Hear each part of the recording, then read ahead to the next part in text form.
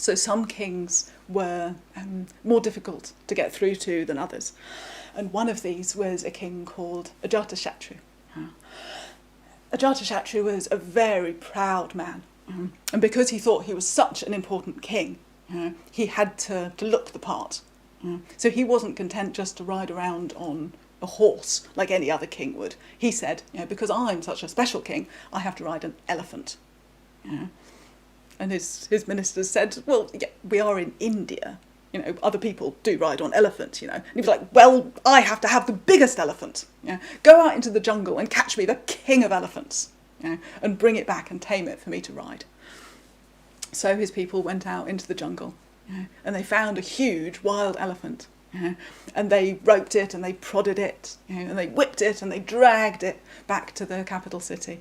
And after this treatment, the elephant's will was broken. He was so defeated, and he hung his head. And the Ajatashatru was like, ha! I am so special, I have tamed the king of elephants. And he had a special saddle put onto the elephant's back, and he climbed up and sat on the elephant's back.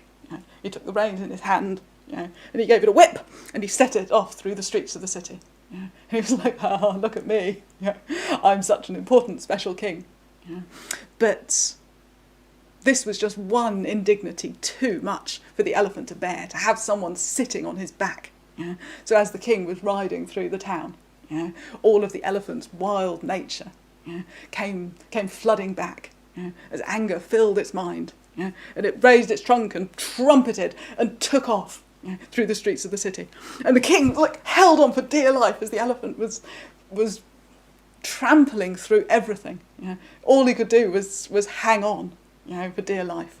And now Buddha was sitting at the edge of town giving a teaching, with many of his disciples, hundreds of monks and townspeople, all seated in front of him. And the elephant came rampaging into the place where Buddha was teaching. And people panicked and were running in all directions to get out of its path.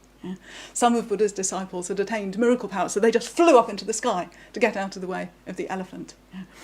But Buddha just stayed sitting calmly in its path.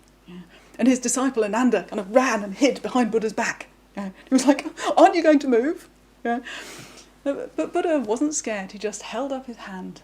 And as the elephant came towards him, all of its anger just drained away. And it came and knelt in front of Buddha and laid its head down. And Buddha put his hand on the elephant's trunk. And Ananda looked out from behind Buddha. It's like, how did you do that? And Buddha said, this just goes to show, Ananda, that hatred cannot be overcome by hatred. Hatred can only be overcome by love.